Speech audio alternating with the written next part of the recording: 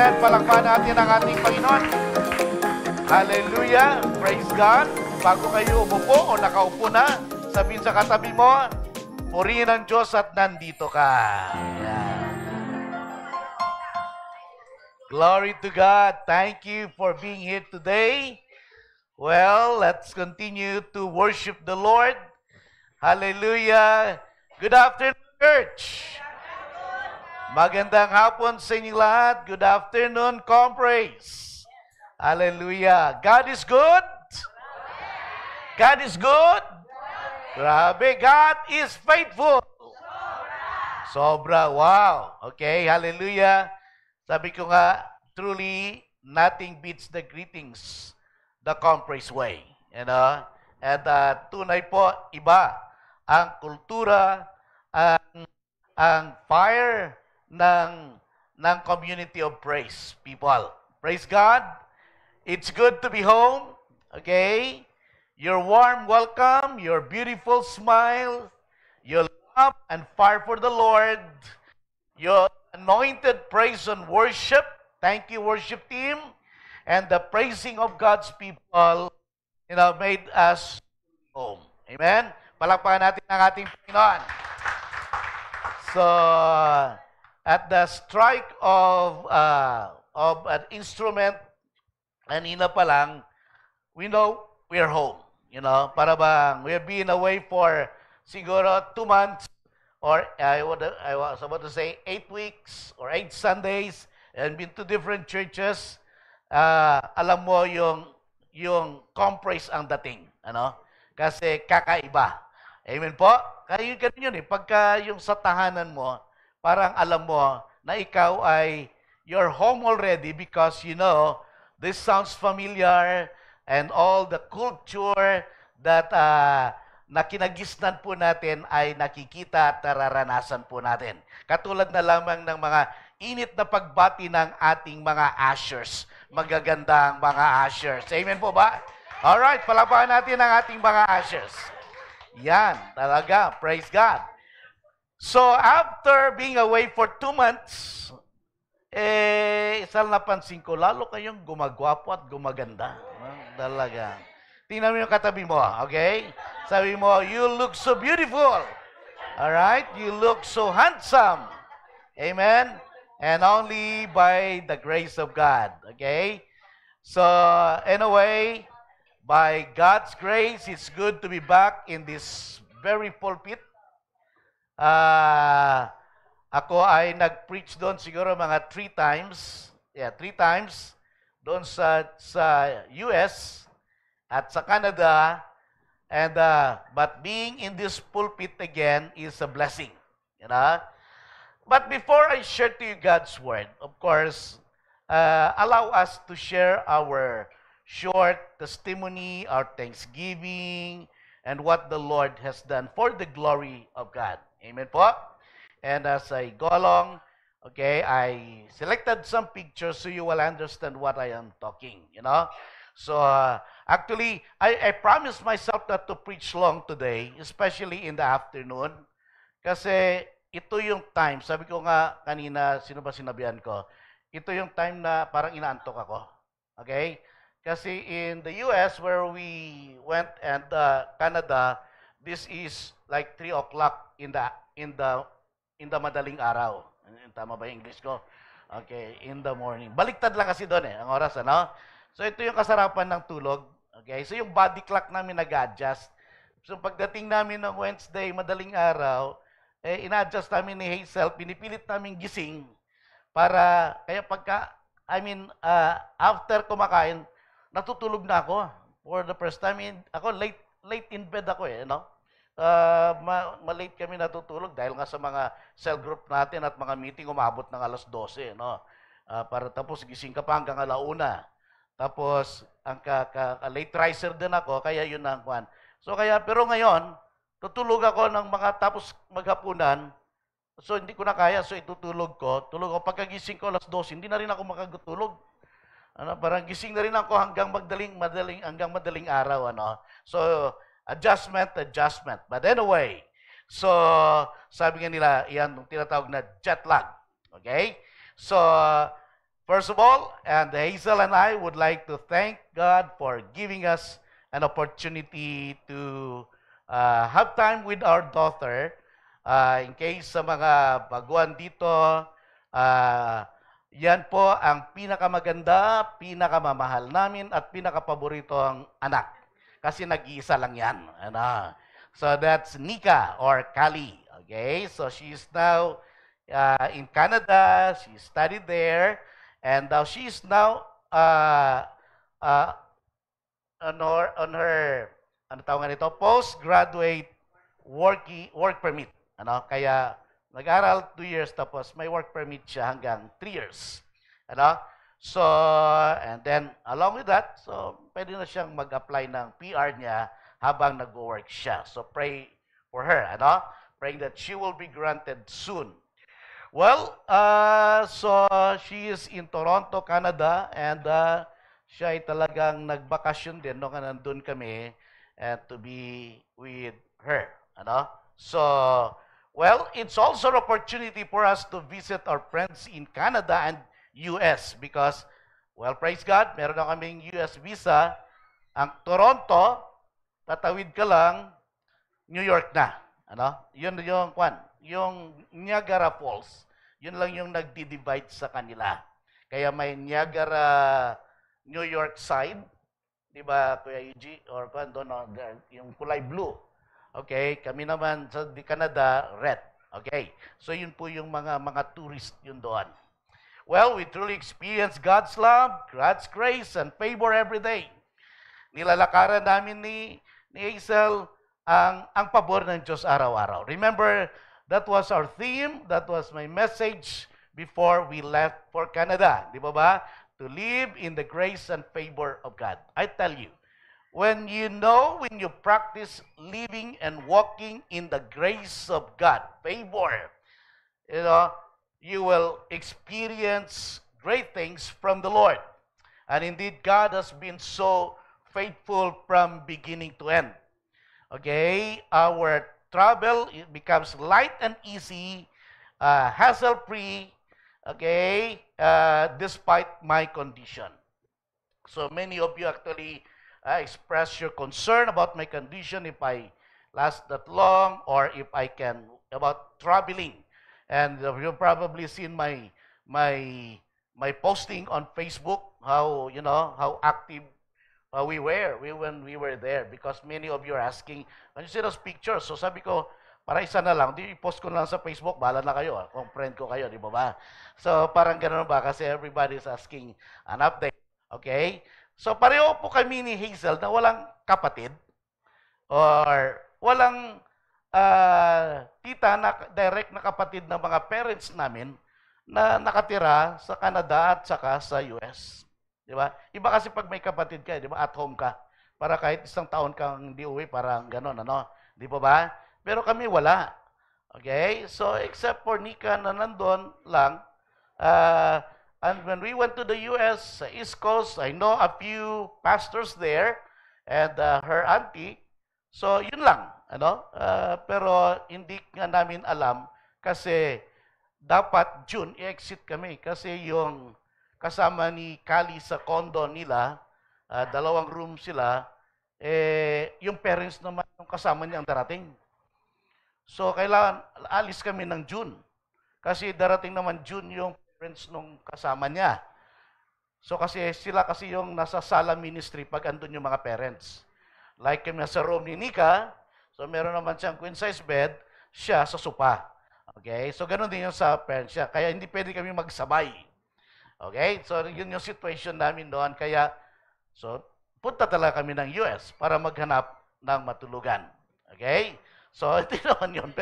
Of course, alam namin yung condition na yun. So, Hazel and I prayed, claimed, and walked God's favor. Yan ang message ni Lord sa atin. Yung akala namin, hindi namin alam ang aming pupuntahan o saan kami titira, maliban nga kay Kali o kanino kami tutuloy, lalo sa US, in the East Coast, sa New York side, and for 1 month, saan tayo pupunta pagkatapos nitong mga 2 o 3 kakilala natin? But you know what? God is so good. At nalulula nga kami at nagkapatong-patong pa yung mga invitasyon at provision ng Panginoon sa amin. Ako ngayon nahihiya sa kapatid ni Pastor Alex, yung andito, bago kami umalis. Kasi ay naglakas loob akong nagkuhan kasi walang susundo sa amin sa New York. So sila yung nakilala kong nung pinag-pray natin bago umalis sila nung April ba yun, April. Oh, and then okay, yes, yeah, we have an upper room here. Okay. So where you can sleep, Parang kasi mga empty nesters na rin sila na couple eh. Both of their children ay may mga pamilya na at may mga sariling bahay. So andun sila. And then suddenly, may mga darating na naman na Pastor, sundin ko kayo, dito kayo matulog at ihatid ko pa kayo. Yung mga ganun, So, mas okay to, para bang, kasi yung tita ni Hazel nasa Connecticut. So, katabi lang yun. It's a small state also, near New York. Ano yung tri-state na sinasabi, Connecticut, New York, and New Jersey, ay magkakatabi lang yan at magkakaliit. So, sabi ng friend namin sa New Jersey, kami susundo sa airport, tulog kayo dito, ihatid pa kita kinabukasan sa Connecticut. Mas magandang offer yun para hindi na ako problema. Kasi yung 75 years old na tita niya na nasa Connecticut, ayaw pumasok ng New York. Sabi niya, hanggang boundary lang ako. Ang gulo ng New York, no? Sabi niya. So, kasi yung driving niya, pangkwan lang. Easy lang, hindi New York style. Sabi niya, na akong busy. And so, saan kami kukuha ng sasakyan? Yung mga ganon, Parang nahiyari man ako sa kapatid ni Pastor Alex na pabor na siya maghatid din sa amin doon. So ito maganda, isang pastor nag-offer. But anyway, things like that. And so he had to cancel our reservation sa bahay nila na kapatid ni Pastor Alex kasi there was an offer. Well, you know what? Praise God. God touched people's heart and churches. They're opening their homes, driving us around Ontario, Canada. Ang Ontario, Canada is one state in Canada na kung saan ang main city ay Toronto, And ang capital ng Canada ay Ottawa, and that is in the province of Ontario also. Okay? Kung sa US may 50 states, ang Canada may 10 provinces. Province, no? Sa atin, ano ba yung province? Probinsya? Para bang gano'n? So, kanila, 10. Hinati yung Canada, malaki. So, ang laki ng Ontario. Okay? So, we visited also about 9 states by air, land, and sea. I'll just show you the pictures of, these are our friends na mga host namin doon sa iba't ibang state in the US. May sa Texas, mayroong sa Canada, meron din sa New York, andyan yan, So, yung sa left below, yun yung kapatid ni Pastor Alex, actually, yung sa likod ko, And that's another New Yorker guy. His name is Guy also, nakababata ko. Naku, nalaman nandun ako, inimbitan din kami, Parang mga nagkapatong-patong na nga, na we say, excuse. Okay, proceed guys. Okay, I'll just show you where we went in Canada also. Sige, more pictures. Yung mga number 85 pa, Pastor Alex, so about yung mga ibang pictures kung saan po kami dinala ng Panginoon. Well, this is in Niagara. Hazel loves to have her picture on tulips and all the flowers. This is springtime, May, malamig pa. Minsan nagsi-single digit pa yung weather condition, ang lowest yata 8 pa nung nanood kami ng baseball. And so that's in Niagara and more other picture, and that's where we went to have our cottage. That's Muskoka.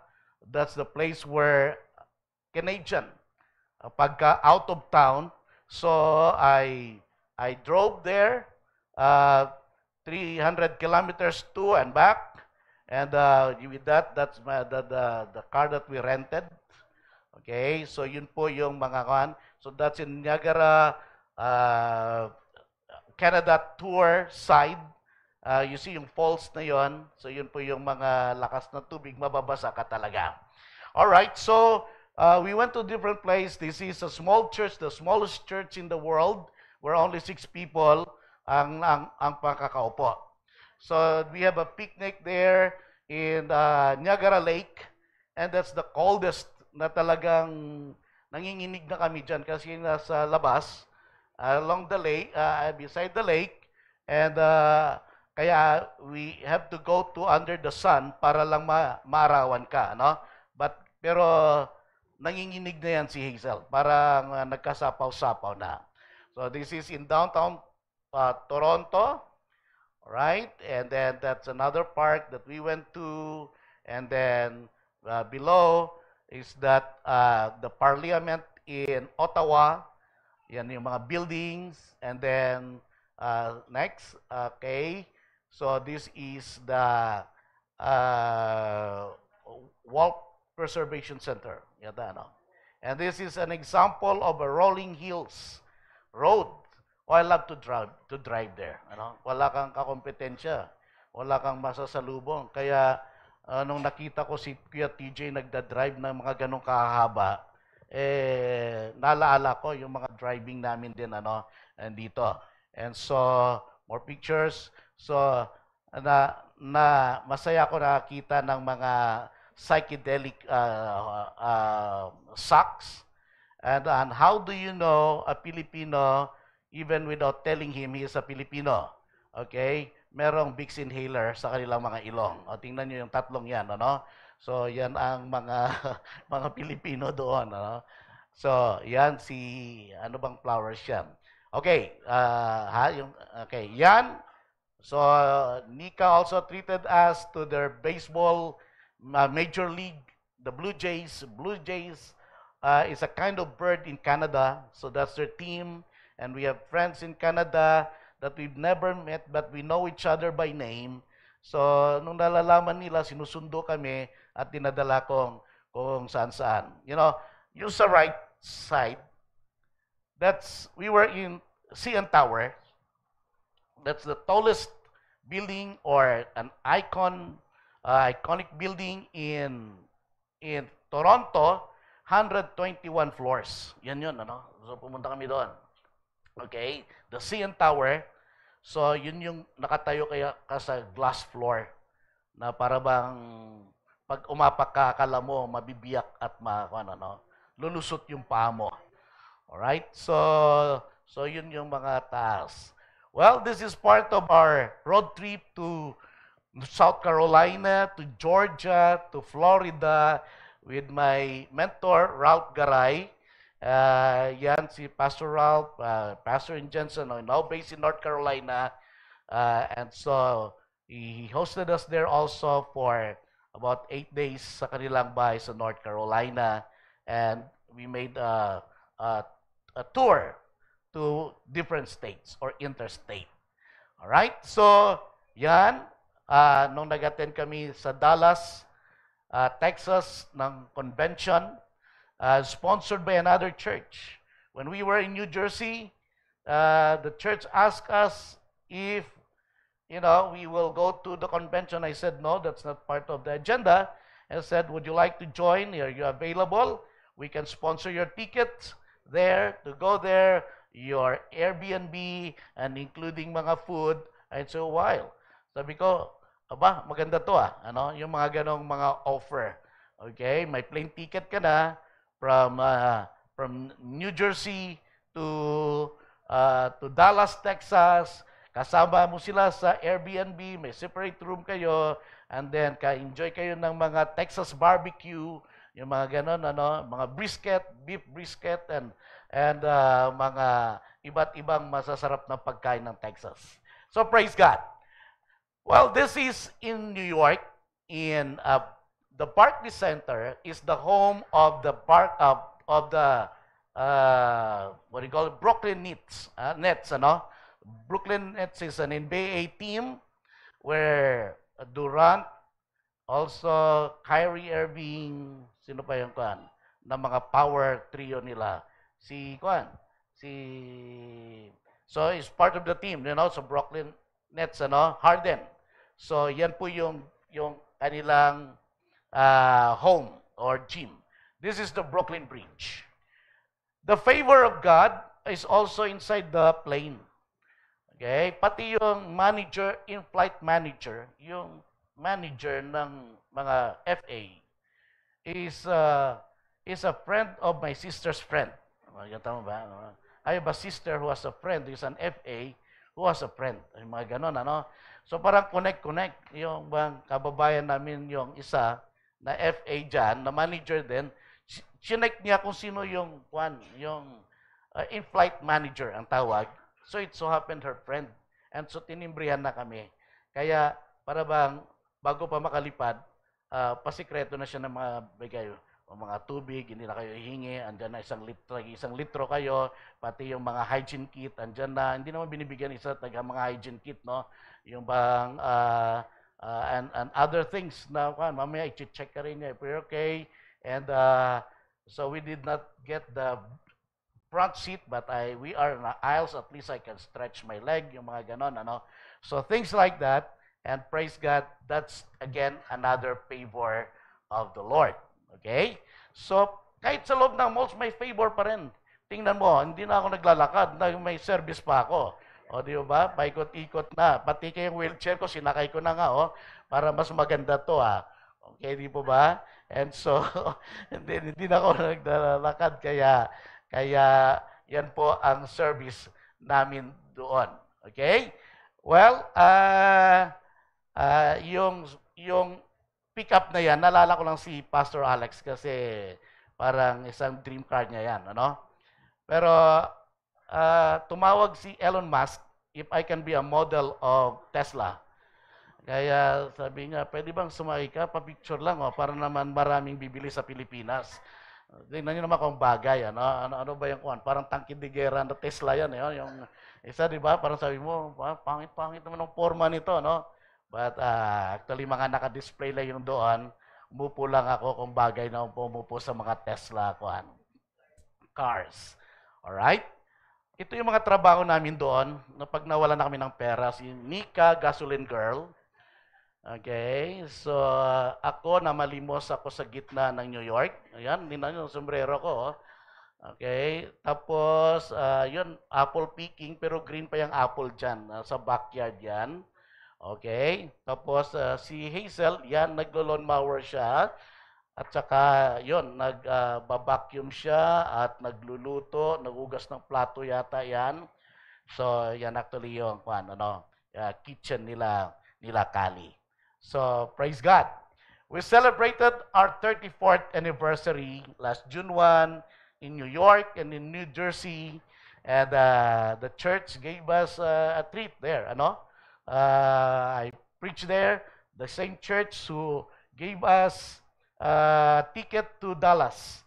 And so, ganun sila ka-generous at talagang ka-love. And we celebrated our 34th anniversary there. That's June 1.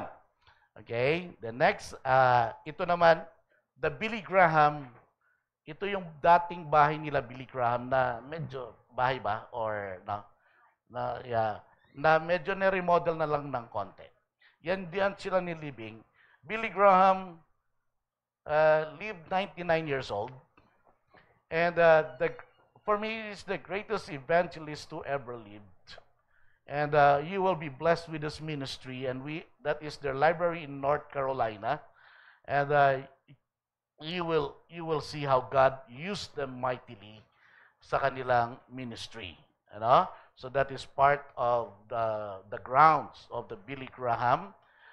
If you go to North Carolina, iba pa rin yung The Cove, yung mga retreat center nila in Black Mountains, in North Carolina also. So, well, this is another church that we went to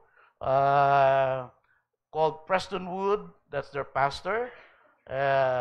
And that is Hazel because we are first-timers. That is their guest central, where, that's an usher who will also gather all visitors and give, at the Sister Grace, parang gano'n, parang yan ang guest central nila. Lahat ng bisita nila, usher doon, may buffet lunch, I don't know if the buffet lunch was, because that's the Father's Day ba yan?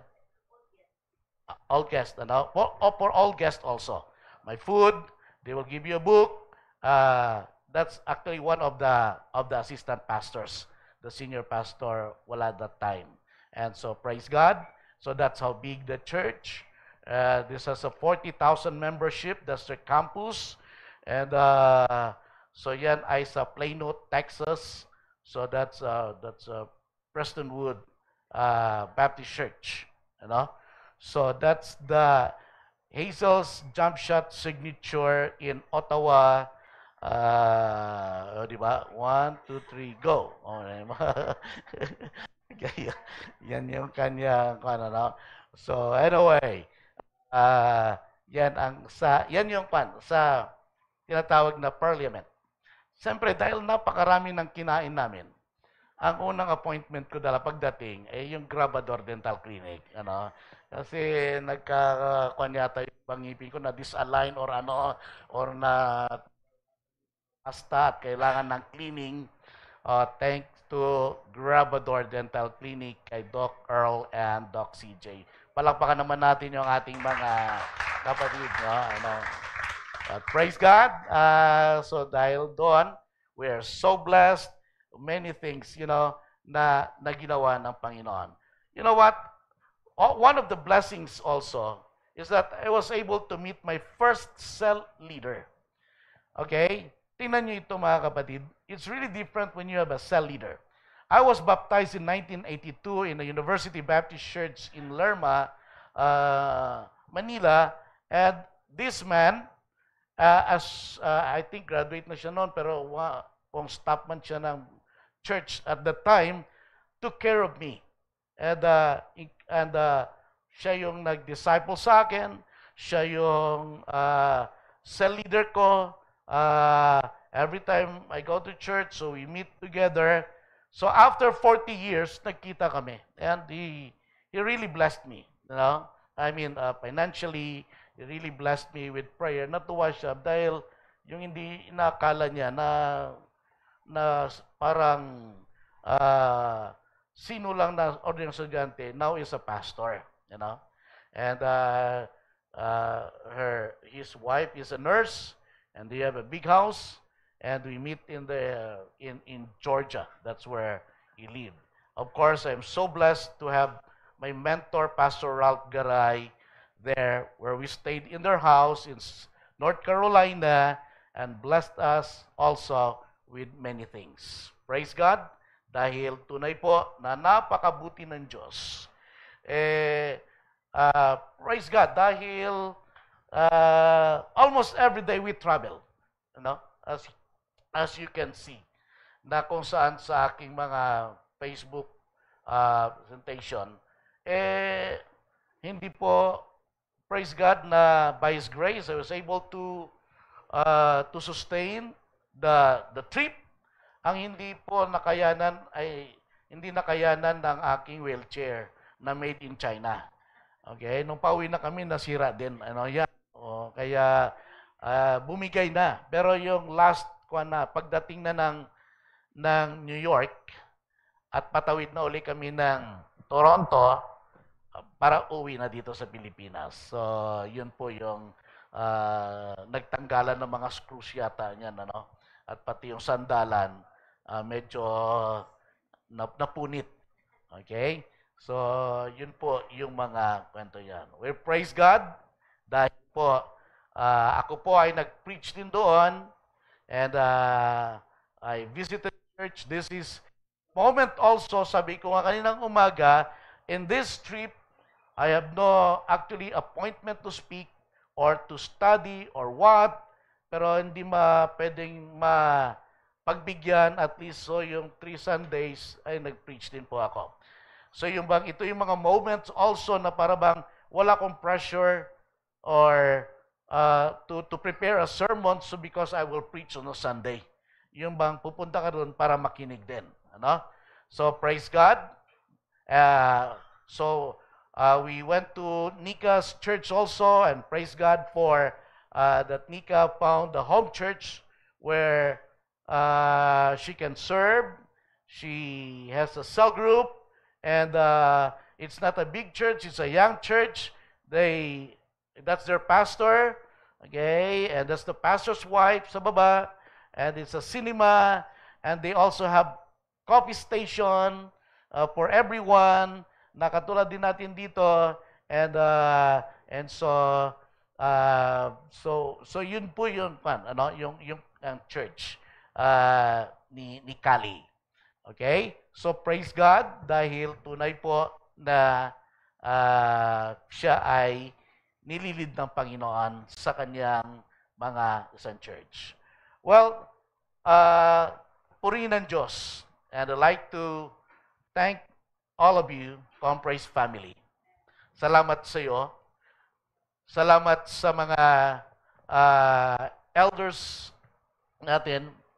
I would like to thank our elders for their kind generosity, the love, their understanding, for giving us this break. Okay? Ito yung trip, sabi ko nga, na hindi work, hindi training, hindi study, kundi, well, hindi para mag-preach somewhere, pero ito yung time na just want to have time with Kali. Ano? Sunday, relax, upo ka, kinig ka, o kung saan kayo dadalhin. Okay? So, yun po yung isang nakita ko. No? So, palakpakan naman natin ang ating mga elders and church. I would like to thank Pastor Alex, our pastor in charge, and of course, Tita Do, to support. I always believe the role of the pastor's wife is important to any pastor, you know, as an intercessor, a support, or anyone. And I'd like to thank Pastor Alex and Sister Do as the pastor in charge. And I salute all our preaching elders. Na-bless ba kayo sa mga elders natin? Okay? The next generation preachers. Okay? Sila, sila Philip, at other things, sino ba mga Earl. Okay? At sino pa? Kuya Mel and others, ano? And yun po yung mga praise God. Okay? So, lahat po ay pinanood ko sila, kung hindi sa live, ay sa YouTube. Ano? At may grade sila. Excellent. Ang gagaling po nila. Palakpakan po natin. Ano? Thank you. I'm so blessed that we have preaching elders, preaching leaders, young preachers in this church. Hindi lang si Pastor Doms at saka si Pastor Alex. Okay? But I recognize that the role of the elders is to teach and preach the Word of God. Okay? So, most of them are teaching, like Brother Ed and Brother Ted sa ating SOM. That's the greatest ministry or the central ministry of elders. To our staff, mga head ng ating ministry, the intercessors, to all our cell group leaders, interns, kung katabi mo man siya, sabi mo, salamat sa iyo. Okay? Dahil a big thank you to you. Your prayers, faithfulness, and dedication to God and to the church in carrying out the task for the glory of God. Amen? So, purihin ng Diyos. Today, I'm back here in this pulpit. Alam nyo, I've been a pastor full-time pastor for the last 32 years. Pero hanggang ngayon, nanginginig pa rin ako every time I stand before the pulpit. Because I know I'm standing here not to share my message, but the Lord's message. Kaya, alam ng mga elders na nag-preach yan dito. Okay? Para bang they studied, they meditate the Word of God so they can share in the power of the Holy Spirit. that is the spiritual food for Sunday. Para bang kung sa physical food, nagplano ka, ano bang gustong ihain ko? Ano? Paano lutuin, pinaghusayan mo para pag inahain ay talagang magugustuhan at mabubusog ang mga makakatanggap nito. Ganon din sa ating spiritual na buhay. Dahil ang sabi nga ng salita ng Diyos, hindi lamang sa tinapay nabubuhay ang tao, kundi sa bawat salita ng Diyos. Okay? Kaya ang pagtayo, pagbabahagi ng salita ng Diyos ay napakahalaga at hindi ito basta ora-orada lang, ito ay pinaghahandaan. Maraming panalangin, pag-aaral, pagsisiyasat, pagtatanong sa Panginoon at pag-meditate para maibahagi. At nabibless po ako sa ginawa ng ating mga pastor at mga elders. So again, isang malakas naman na palakpak sa ating mga preachers. Hallelujah. Thank you. Now, talking about church today, let us continue with our theme or book study on the book of Acts. Okay, Pastor Alex started the series last Sunday about the coming of the Holy Spirit and the birth of the church. So this book, okay, for the next this July and August, we will be studying about this book of Acts. You know, the book of Acts is the acts of the Holy Spirit. He mentioned that the church in Acts was empowered, commissioned, and united in their work and ministry based on Acts chapter 1 and 2. So as we study itong book of Acts, I encourage you to do your Bible reading sa book of Acts. 28 chapters lang yan, ano? And kung one chapter a day, sa buong buwan mababasa mo ang Acts. Okay? I suggest that is our Bible reading because we cannot cover everything unless you study. But for you to understand what this book of Acts is, so ito po, okay? The book of Acts is very important book to understand, to read and meditate. Because it tells us about church history. In fact, if you want to further study about the subject, you can enroll sa SOM. Mayroon tayong subject na biblical studies and the study about books of the New Testament and of the Old Testament. Yan si Dr. Ted Rocco nag-handle yan. Doktor na yan, mga ano. Okay? So, this book of Acts, tandaan po natin, it tells us about church history. How Christianity began. How the apostles, the 12 disciples, went about sharing the gospel of Jesus Christ and fulfilling the Great Commission of Jesus Christ in the power of the Holy Spirit. Remember, Matthew chapter 28, Jesus declared the Great Commission, go and make disciples. Then after that, Acts. Okay? Kasi yung mga Matthew, Mark, Luke, and John, isang kwan lang yan, the life, ministry, the death, burial, and resurrection of Jesus Christ. That is the gospel. They wrote one gospel, okay, in 4 different accounts or point of view ng writer. Kaya minsan, bakit inuulit? Meron sa ganito sa John. Kasi actually, they were all witnesses. So after that book of Acts, so meaning the book of Acts gives us an accurate account of the coming of the Holy Spirit. In the Old Testament, ang Holy Spirit nasa temple, nasa priest, nasa king, okay? Doon lang, wala sa believers. So but in the New Testament, ito na. Starting in the book of Acts, ang Holy Spirit now dwells in the life of the believers. So the book of Acts gives us an accurate account of the coming of the Holy Spirit in the life of the believers. The birth and growth of Christian church started in the book of Acts. It's an action-packed event, the move of the Holy Spirit in the life of the early church.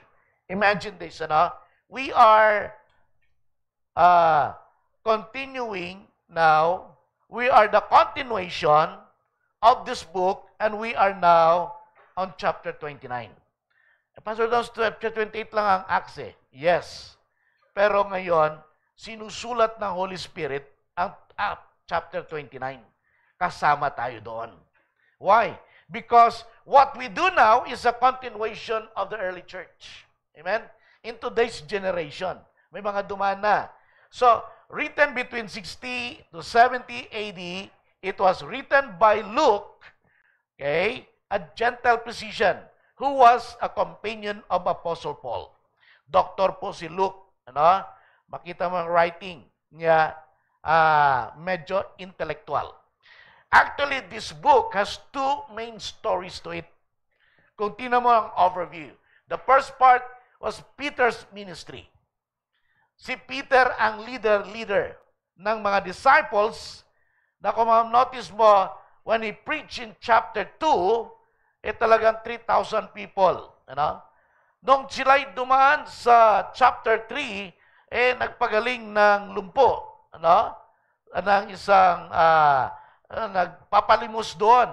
So, ganun yung power ng Holy Spirit sa buhay. So, the first account was about Peter's ministry together with other disciples. And the second account, or second half of Book of Acts is Paul's missionary journey or ministry. Kasi si Paul, naligtas siya dito sa Acts in chapter 9 on the road to Damascus. Then after that, he joined the believers. Noong una kasi persecutor to si Paul. Kung mapapansin mo, pinatay niya si Stephen. Di ba? Pinabato until mamatay. And pinaghuhuli niya. And chapter 8, actually, he was on the road to Damascus City para manghuli at mangkulong uli ng mga believers. Pero siya ang hinuli ng Panginoon. Nabulag at hanggat na born again. Okay? So, nung siya po ay naunawaan niya ang gospel, ang ebanghelyo, dahil napaka-religyoso niya, pero wala siyang relasyon sa Panginoon. Okay? Doon naman siya ginamit ng Panginoon para sa mga Gentiles o na mga non-Jew. That's the second part of the book of Acts. And the third part ay tayo na. Wala na si Peter, wala na si Paul, and the other early disciples. I don't talk about masasagasaan natin dito how the disciples, kung paano sila namatay, ng mga martyr na ito. So we can study here because of their boldness in sharing the gospel. Again, the book of Acts is the Acts of the Holy Spirit, not Acts of the Apostles. Because without the power of the Holy Spirit in the life of the Apostles, walang Acts of the Apostles. Kaya actually, it's the Acts of the Holy Spirit sa buhay nila. Na ganun din tayo ngayon, we cannot move, we cannot do anything without the work of the Holy Spirit. Yes, it has 20 chapters, and don't you know, the Holy Spirit is recording and moving mightily in our generation to be part of Acts chapter 29. Okay? So, ang sinasabi ko lang dito, bakit may 29 ba? Ang sinasabi ko lang, pinapatuloy natin ang pangyayari sa Acts under the power of the Holy Spirit. Amen po? So, wala nang New Bible na may Acts 29. Okay? Darating na ang Panginoon. Okay? So, yung 28, pero makikita mo, yung ginagawa ng Book of Acts, yung pagsimula ng church doon, ngayon, dumadami ang churches in our generation. Okay? But the same Holy Spirit, the same Holy Spirit, power of the Holy Spirit, who was at work during that time, is the same Holy Spirit that is also working in the life of the believers. Can I hear amen? Okay? So by faith in Jesus Christ and through the power of the Holy Spirit, our church, community of praise, can be a vibrant agent for change today. Maraming churches, but I hope and I pray that we will do our share. Okay? And God is our witness in the power of the Holy Spirit as our vision states. Sabi doon, a church, community of praise, is a church that transforms families, communities, and nations for Jesus Christ. In other words, in the power of the Holy Spirit. So we are in the business of transforming lives. Okay? To transform them in the power of the Holy Spirit, for them to be born again, for them to become a believer of Jesus Christ, to transform communities as we transform lives, and eventually nations for Jesus Christ. So, mga kapatid, let us continue to be an agent of transformation. Ito po, kaya mahalaga ang pag-aaral natin ng itong Book of Acts, kasi bahagi tayo at tayo po ang magpapatuloy ng mga action pack sa Book of Acts, at tayo ngayon, sabi nga natin, ay ang chapter 29. Although today I'm supposed to touch on chapter 3, as Pastor Alex had already touched chapter 1 and 2, God led me to take off and emphasize more about unity and the growth of the church in Acts chapter 2. When I was working on my transition, where Pastor Alex ended, or last Sunday, so I was transitioning to start chapter 3. At doon ako na-stuck ng Panginoon to work more on the later part of chapter 2. Although Pastor Alex had touched this, he mentioned about the unity of the believers. Amen? Because the unity is very important. So before we move to chapter 3, Acts is the connecting link between Christ's life and the life of the church empowered by the Holy Spirit, between the Gospels and the letters. Yung Gospel, Matthew, Mark, Luke, and John.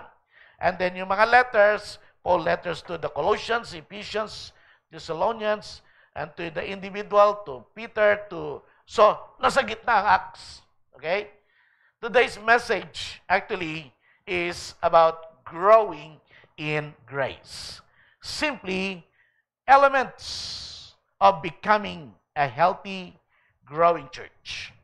Okay? Or characteristics of a healthy church.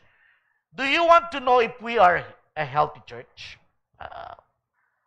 How do we gauge, or how do we evaluate our church if we are healthy, if we are a growing church? Well, let's check from the scripture. Let's see what the Lord was doing in Acts chapter 2, the early church, and what the Lord is doing now. Acts chapter 2, verse 42 and 47. Okay? They devoted themselves. Ito, sino yung they? Okay? The 120 in the upper room. And verse 41, 3,000 people were saved and was baptized after Peter preached, okay, an evangelistic message about the gospel of Jesus Christ. Okay? 3,000. So now, after 3,000 na nabaptized, ano nangyari? They, okay? Sabi kagad doon ito, devoted themselves to the apostles' teaching and to the fellowship, to the breaking of bread and to prayer. Wow! Okay? Paano nangyari yon? Alam nyo, ano ba ibig sabihin nito, apostles' teaching? Hindi po sinabi, they devoted themselves to the Bible study or doing Bible study, wala pang Bible nun. Kasi when we say Bible, the 66 books of the Bible. Okay? So noon, mga teachings, writings pa lang ng mga apostles, ng mga katuruan. So yun yung mga pinag-aralan nila. Verse 43, everyone was filled with awe at the many wonders and signs performed by the apostles. All the believers were together and had everything in common. They sold property and possession to give to anyone who had need. Every day, they continued to meet together in the temple courts. They broke bread in their homes, and ate together with glad and sincere hearts, praising God, Okay? They're a praising community and enjoying the favor of all the people, and the Lord added to their number daily those who are being saved. Every day may mga nasisave. Okay? Why? Because the favor, the grace of God is working through the church. Okay? The unmerited favor of God. That's why I entitled my message today, Growing in Grace. There's no other way to grow but by God's grace. Amen. Okay? You will not grow by strategy. You will not grow without the Holy Spirit. You will not grow without the grace of God. So this church is growing in grace, as we can see the characteristic of a healthy and growing church. So if you will notice, the book of Acts begins with the outpouring of the promised Holy Spirit. Acts chapter 1, verse 8. Di ba? Ano memory verse natin ito? Young people, you know this. Let's read this all together. Ready? Go. But you will receive power when the Holy Spirit comes on you, and you will be my witnesses in Jerusalem and in all Judea and Samaria and to the ends of the earth. Okay? Sino nagsabi nito? Whose word? Jesus. Di ba? Bago si Jesus bumalik sa langit, pagkatapos na siya ay mabuhay muli, okay, si Jesus, he went to the cross to pay the penalty of our sins. He died, he was buried, but after 3 days he rose again. He stayed 40 days to reveal himself that he rose from the grave. Okay? Now, it's about time for him to return to heaven. Anong sabi niya? The promised Holy Spirit. You will receive. Mawawala man ako dito physically, but you will receive the Holy Spirit. So now, ang Holy Spirit ay ipagkakalob sa bawat mananampalataya. Hindi in the Old Testament sa isang templo lang, o di kaya sa king, o di kaya sa prophet, o di kaya sa priest. No, is in every believer. You will receive, sabi niya, sa 120 in the upper room, praying during that time, waiting for his instruction. So, here, this is about the outpouring of the Holy Spirit, Acts 1. And Acts is the commencement of the proclamation of the gospel of Jesus Christ. Okay? Kasi wala pang mga proclamation noon, wala pang yung Great Commission. Dito pa lang magsisimula. Ano? Again, the gospel of Jesus Christ. What's the gospel? Ano sabi natin sa gospel? What's our definition? Good news. Okay? What about the good news? The good news of Jesus Christ. What about it? Jesus Christ died for you. He loves you. He died to pay the penalty of your sin. Okay? Your sin, He paid it on the cross. He suffered and died. Why? Because the wages of sin is death. So somebody has to die. And Jesus Christ, He died for you. Amen. Okay? Now, that whosoever believes in Him will have eternal life. Amen. So, did you receive Jesus Christ as your personal Lord and Savior? Can I hear amen? Then you have the Holy Spirit. Then you have eternal life. You have assurance of salvation. The good news is the finished work of Jesus Christ on the cross and His resurrection power. Nang umakyat si Jesus sa langit, pagkatapos na siya mamatay at muling nabuhay, siya namang pagbaba ng banal na Espiritu, the outpouring of the Holy Spirit sa buhay ng mga mananampalataya. That time to the 120 in the upper room, meeting together, okay, worshiping together. Siya namang pag-akyat ng ating Panginoon. The ascension of Jesus and the Holy Spirit descended to the believers. Amen? Nakuha po ba natin? Amen po ba? Okay, so it's now the time of the Holy Spirit. So, yan po ang nangyari. This Spirit-inspired evangelism, disciple-making, in the book of Acts, began in Jerusalem and eventually spread to Rome and then to the ends of the earth. Note, I want you to know that the gospel, itong gospel message about Jesus Christ as our Savior, the promised Messiah was, okay, that the gospel first went to the Jews, but they as a nation rejected it. You know? Chosen people, yung mga Israelites. Okay, can you imagine? Ang liit-liit na nation ngayon, binobomba ng Iran, pero ngayon dahil sa alam ng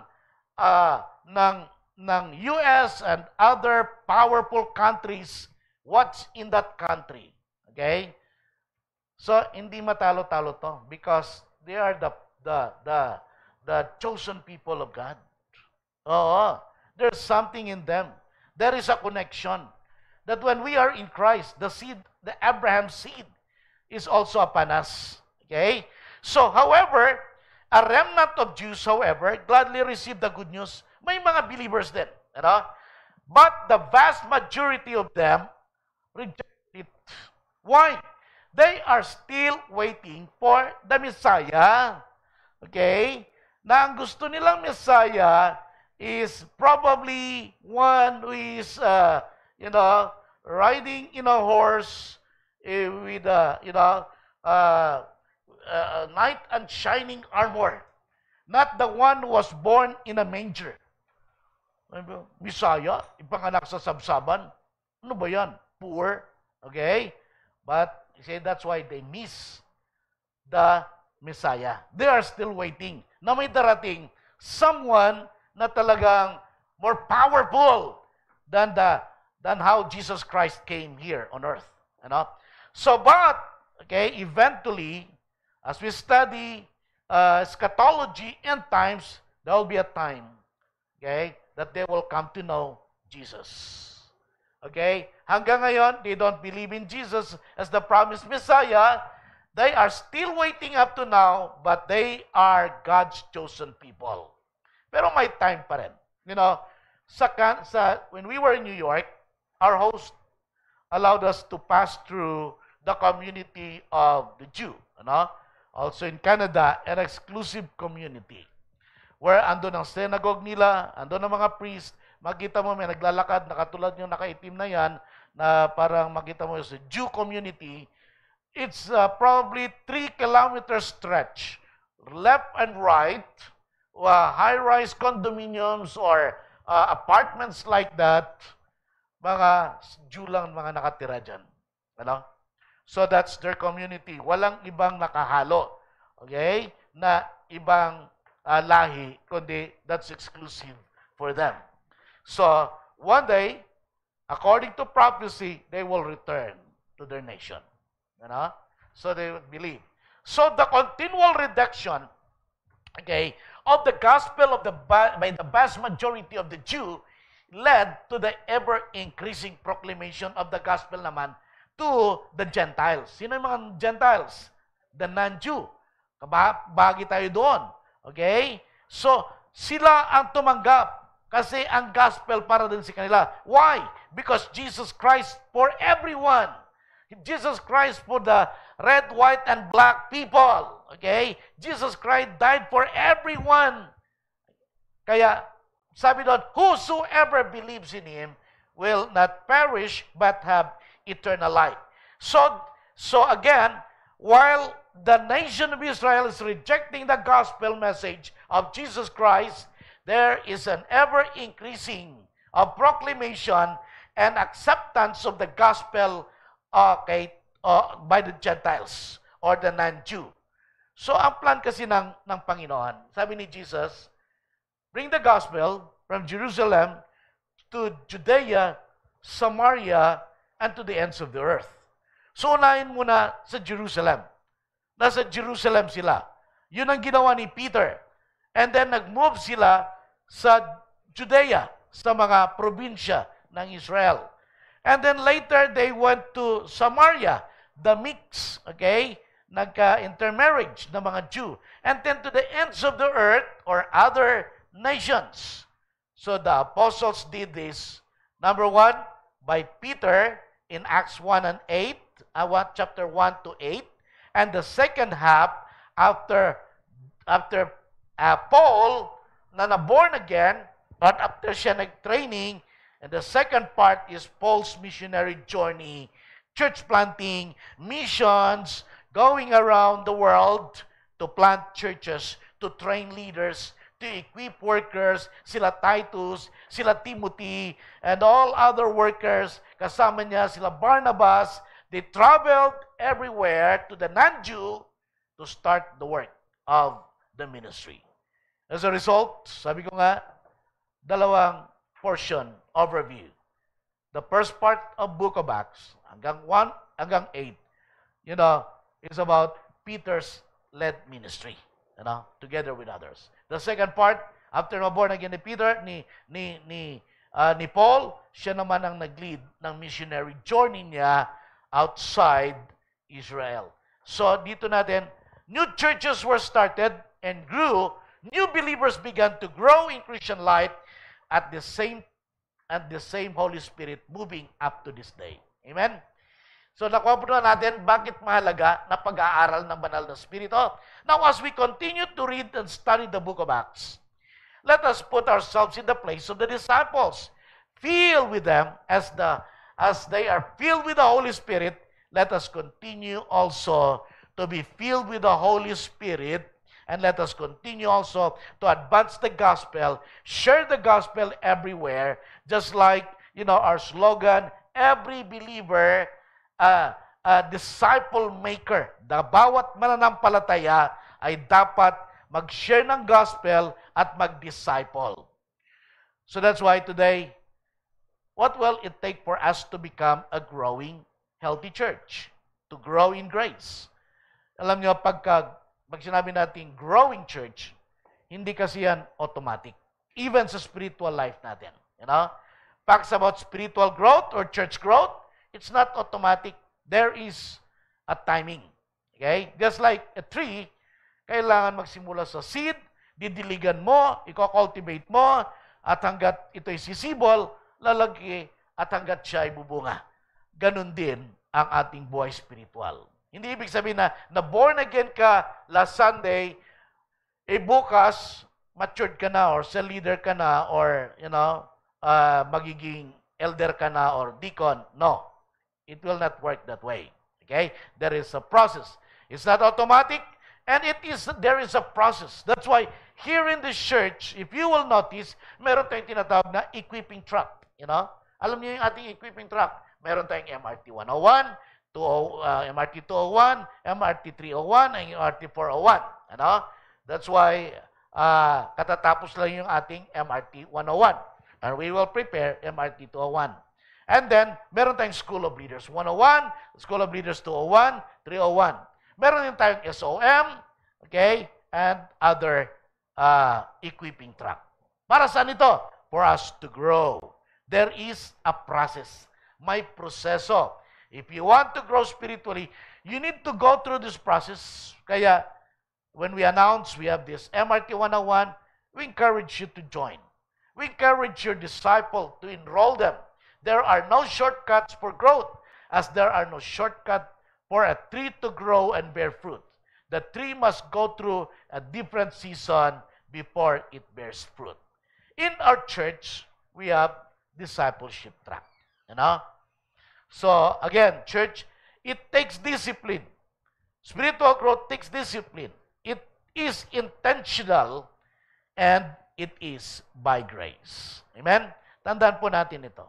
Tayo naniniwala na para lumago ang isang individual, mananampalataya, dapat maunawaan mo na hindi ito automatic. May pagdadaanan ka, may kailangan ng disiplina, kailangan ng intentional discipleship, at kailangan ito isang ayon sa biyaya ng Diyos.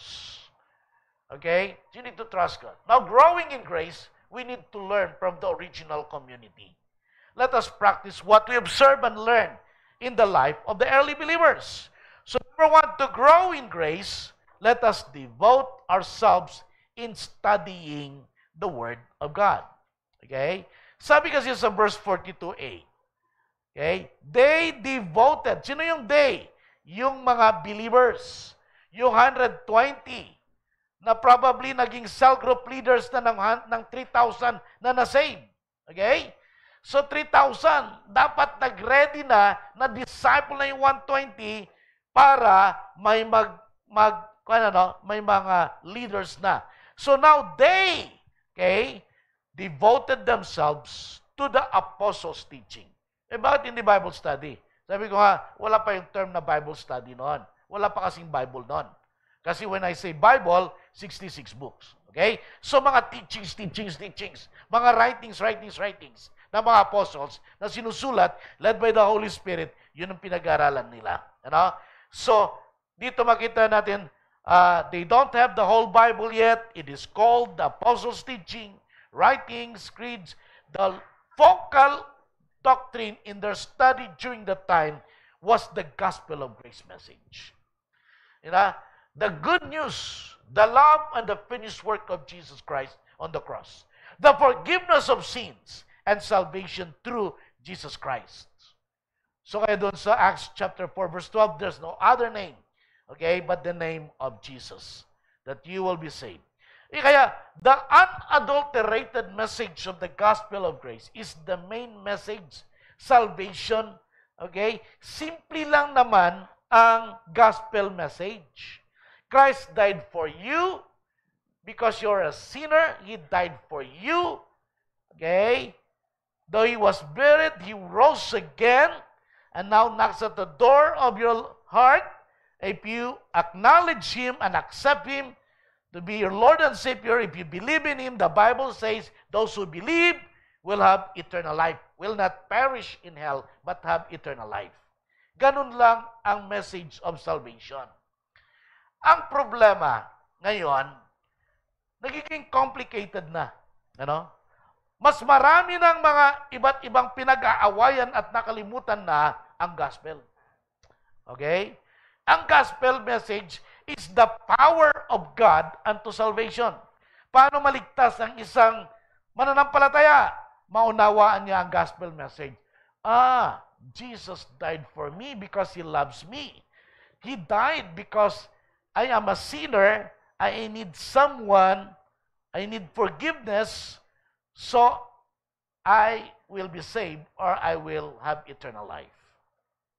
Now, on the contrary, religion says, do this, do this, do this, do this. If you do this, you will go to heaven. There's no such thing. But the gospel message. Because if you trust religion, walang bisa ang ginawa ni Jesus. But it is very important for you to understand that the gospel message is all about the love of Jesus, about what he has done to anyone. Mga kapatid, they were united in sharing the gospel.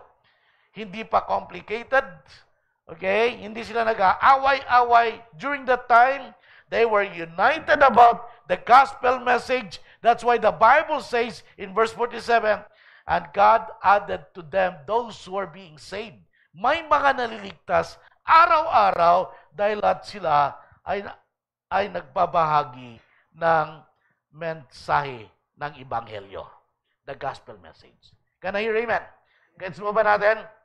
Alam niyo, ang problema ngayon, okay, marami ng mga churches, marami ng mga katuruan, nakalimutan ng gospel. Mas pinagdedebatihan ng pinag-aawayan ngayon. Sabi niya, ang mga speaking in tongues, ang mga ikapo, ang mga pananamit, dapat ba nakapalda ang mga babae? Dapat mahaba ang buhok? Yung mga ganon, Wala naman sinabi sa gospel doon eh. Na you wear, a woman should wear a dress, modest dress, so she will be saved. May ganon ba? Wala. Mga kuha na lang yan, mga church polity. Pero hindi yun ang major. Minor lang yun. Amen. Even yung mga pinagawin, kayo nag-speak in tongues, hindi nyo maintindihan. Kayo, wala kayong Holy Spirit, hindi kayo nag-speak in tongues. Come on. Okay? Let's stop that. Let us just honor each other. For as long as we understand the gospel message, it is all about the gospel. Ngayon, mga kapatid, young people, young adults, let us be direct about the gospel message so people will be saved. If they don't receive the gospel message, it's up to them. Anyway, it's not your responsibility to let someone receive the gospel message. It is the work of the Holy Spirit. Can I hear amen? Tama po ba? Kaya huwag kayong matakot. Basta huwag kayong lalayo sa message ng gospel. Nga kung ano-ano ang pinagbabahagi natin. Go back to the basic. Okay? For us to grow, for yourself to grow, go back to the basic, saying, the Lord loves you, Jesus loves you, Jesus Christ died for you, His blood shed on the cross for the forgiveness of your sins. The Bible says that if you believe in Him, you will not perish in hell, but you will have eternal life. Amen. So that is, kaya sa Romans 1:16, the gospel is the power of God unto salvation. There's no other means, there's no other message that man must be saved but through the gospel message. Amen? Okay? Ano ang gospel? That Jesus loves you. He died for you. He forgives your sin. If you believe in Him, in what He has done on the cross, He will give you eternal life. And that eternal life is the assurance that you are truly a child of God. Amen? Huwag na nating paligoy-ligoy, dito ka magsimba sa amin. Bakit? Mas maganda building namin. Di ba? Bakit dito na magsisimba? Diyan, okay, mas kuhan eh. Kasi diyan, magbibigay ka ng ikabu. Diyan, dito sa amin, kahit 20% na lang. Ay, mali pa na, kung ano-ano pinag-away ng mga pastor, para kuhan. So, that's not the issue here. The gospel message must be shared to anyone because it is only through the gospel that everyone must be saved. Okay? No matter how you master and give your tithes and offering, if you don't know the gospel message, if you do not have a relationship with Jesus, you will not be saved.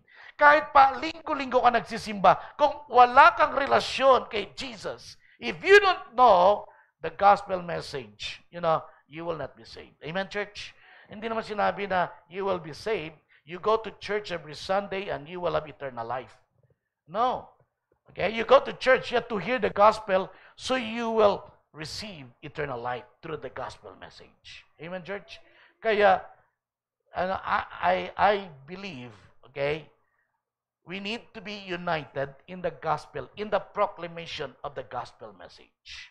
Do not complicate the messages. Do not major the minor. Okay? Dito sa amin, bakit? Ang ganda ng praise and worship namin dito eh. Oo nga. Naku, pag marinig mo yung praise and worship namin, nasa langit ka na. Para mga ganon, ang daming mga pakulo. Well, it's all about Jesus. Sabi nga doon sa Dallas Convention to remind the people, okay, in that Dallas Convention where I attended of the Southern Baptist Convention in Dallas, Texas, all over every canto, I have a picture of that says, it's all about the gospel. It's all about the gospel. It's all about the gospel. A version of that, it's all about Jesus. Okay? Kaya mababasa, you will not miss it. So that's the attendance there in Dallas. And then I think the next picture, so outside that convention hall, you will read in every angle, every direction, it's all about the gospel. Go back to the basic. It's all about the gospel. Pagtangin mo sa taas, it's all about the gospel. Pagtingin mo sa kanan, meron naman, it's all about the gospel. It's all about the gospel. Okay? Do not complicate things. Let us not be in a competition whose church is bigger, whose choir is more beautiful. No, it's all about the gospel. You get the church? This is the reason why we're studying. We're going back to the basic. We are understanding because in the book of Acts, they are united to share the gospel message. Amen. Let us major of sharing the gospel message. Study the Word of God. I said, well, this morning, I was so blessed those are student center group chat. I commended those young people who are posting their quiet time. So, sino mga nakikita ko ng mga pangalan, I'd like to honor and recognize them. Like si J. Mark, si Joshua, Tudor Vince, si Fritz, si Janyo, si Gerald, si Danisha. So these are people. I'm not saying that others are not doing it, but, you know, mga handwritten ito. May iba't ibang kulay pa yung mga Bible nila pati. I encourage you continue doing that. Okay? Because through the gospel. Praise God. Okay? That we have people who major on the Word of God. Amen po. Let us stop from here. Sabi ko nga kay Pastor Alex kanina, medyo mahaba yung na-prepare ko. Actually, I have the whole subject. Alam ni Pastor Alex yan, ano? I have 5 points today. But I know because I shared my testimony the first part. But let me say this. Next Sunday, I will continue this. Don't miss this, the part 2. Supposed to be that's Pastor Alex time to preach. But I asked permission if pwede kami magpalit muna. Ako muna next Sunday to continue my message. Okay? And she will take the 4th Sunday message. Amen? So you promise to be here next Sunday as I only shared to you 1 point today. Amen po ba? The gospel about the healthy church. Let us pray as I ask the worship team to please come. Hallelujah.